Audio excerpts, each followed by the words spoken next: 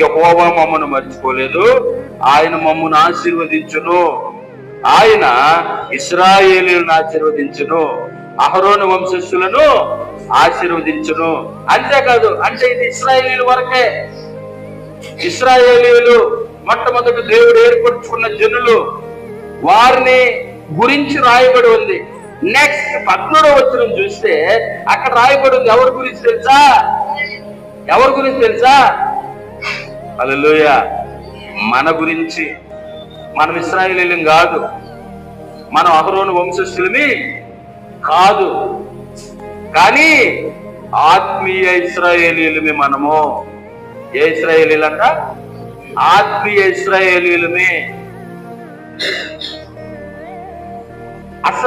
అసలు విషయానికి వస్తే శారీరకంగా ఏర్పడ్డ ఇశ్రాయేలీయుల కంటే ఆత్మీయ ఇశ్రాయేలీయులమైనటువంటి మనకే దేవుని కృప అత్యున్నతమైనది, అత్యధికమైనది. హల్లెలూయా.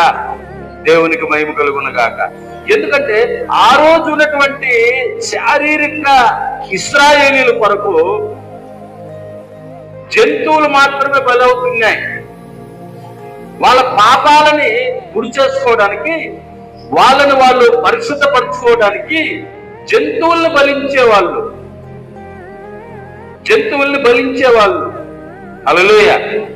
కానీ ఈరోజు ఆత్మీయ ఇశ్రాయేలీయులమైనటువంటి మనందరి కొరకు సర్వశక్తి కలిగిన దేవుడే బలైపోయాడు.